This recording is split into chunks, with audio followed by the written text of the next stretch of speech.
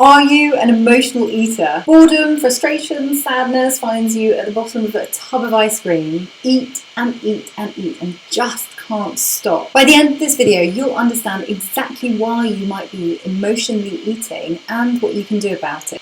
If you like this video, give it a thumbs up, subscribe to my channel and hit that bell to be notified every single time I post a new video. Side note here, if you're interested in discovering your eating personality style, then you can try out my quiz.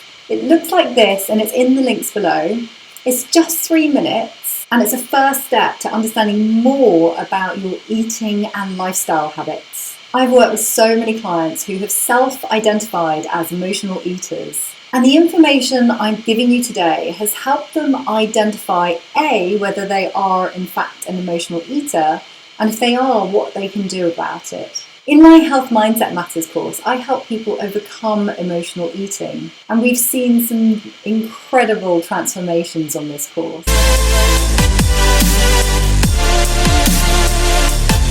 Okay, so when we're talking about emotional eating, it's really important to understand that food restriction can trigger what seems like emotional eating. Going on a restrictive diet to lose weight leads to more thoughts about the exact same foods that you're restricting. Then you often start obsessing with those foods, and when you eventually cave in and eat them, you feel super guilty and often out of control, which can lead to a binge and what people are calling emotional eating. And that's simply because you created that restriction in the first place. It's also important to understand that eating is emotionally laden. We eat to celebrate, we bake to show love, we share intimacy over a meal out. Significant life events are shared with food. Food is love. Food is comfort, it's reward. It's so emotionally charged that it's no surprise that some people feel emotionally attached to food. Okay, so let's explore why you might be emotionally eating. Anger, boredom, frustration, loneliness. These are all emotions and feelings that we experience in life, and food isn't going to fix that. Eating when you're sad or lonely or bored or frustrated can actually feel like a fix in the short term, but it's not solving the problem. So you might be feeling like an emotional eater right now, and that's okay. And there are 3 things that you might be emotionally eating for, and these are distraction,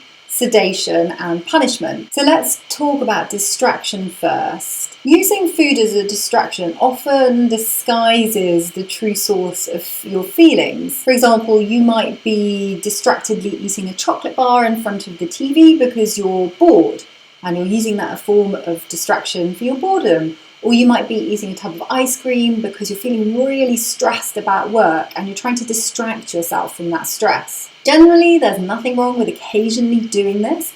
It's when it becomes a habit that it becomes problematic. Then there's sedation, and this is a little bit more problematic because what you're doing is you're using food to numb or anesthetize yourself from your feelings. It often stops you from feeling the true emotions of what you're feeling, and again, if you're doing this from time to time because you've had a really stressful experience or you're broken up with your partner, then that's okay. It's again when it becomes habitual. And then the final thing that you might be doing is as a form of punishment. This is how bad disordered eating can get, where people are eating in an angry, forceful way, almost like self-loathing and self-hatred. And once you get to this stage, food is like a battleground. There becomes very little pleasure in eating at all. So those are the kind of coping mechanisms that you might be using. Now let's explore very briefly some of the triggers that might lead you to distract, sedate, or punish. If you are regularly finding yourself eating when you're not actually hungry, then you might want to ask yourself, what other needs are you trying to fulfill? It could be boredom, it could be procrastination, it could be sadness, frustration, it could be stress, loneliness. Food can be used to fill time. You've got a lazy Sunday, you've got nothing else to do, you end up just eating. Or it becomes quite an unconscious thing, so often doing things like eating while you're watching telly or scrolling on social media, it becomes a very mindless thing that you're doing. So let me check in with you here. Is this something that you've done? Have you ever found yourself trying to distract yourself or sedate from feeling and using food? I've certainly felt like an emotional eater at times? If that's you, then drop me a hell yeah in the comments below. So here's what to do if you find yourself emotionally eating. There are 4 questions to ask yourself. The very first question to ask yourself is, am I hungry? Am I biologically hungry? And if you are genuinely hungry, then go eat. But if you're not, then you can ask yourself the other questions as well. The second question is, what am I feeling? When you're reaching for food regularly, but you're not actually hungry, then I recommend taking some time to explore the feelings. And this can be quite a hard thing to do if you've spent many years squashing down your feelings. So these are the kinds of things you can try. You could write down what you're feeling, maybe journaling it out. You could text or call a close friend.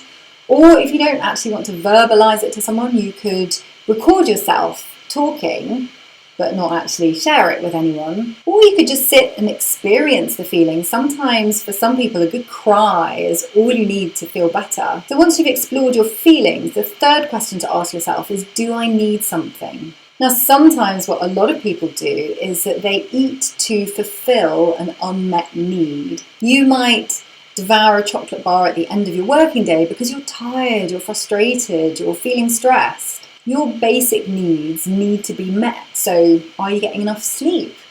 Are you feeling overly stressed? Are you expressing your feelings and not bottling them up? It's okay to occasionally use food as a coping mechanism, but it becomes problematic when you're doing it over and over again. If you're routinely finding yourself distracting yourself from boredom, sitting in front of the TV eating a packet of crisps, then it's probably time to find something else to nurture you. It might be that you read a book, put some music on, go for a walk with a friend, listen to an audio, do a puzzle, take a nap. It might be that you take the time to do some yoga or meditation, put some flowers in the house to cheer you up, or just listen to some music. And then the final question to ask yourself is, who can support me? Asking someone to help is often a very big step, especially if you spent a long time squashing down those feelings. Maybe you just need half an hour to yourself. Maybe you need to go and take yourself off and meditate, and someone needs to look after the kids. Maybe all you need is someone to help you tidy up the kitchen. But acknowledging that you are entitled to having your needs met is super important. I hope you found those questions useful questions to ask yourself. And if you want to explore this information in more depth, then there's 2 books I can recommend to you. One is Health at Every Size, and the other is Intuitive Eating. Now, I've popped them in the links below for you to have a look at. And as always, the rest of the resources I've mentioned are in the links below. And if you're interested in discovering your eating personality style, that's also in the links below. It only takes 3 minutes. And it's a first step to understanding more about your eating and lifestyle habits. So check out these videos next for more health and mindset tips. And if you like this video, give it a thumbs up, subscribe to your channel, and please do share it with your friends. Bye for now.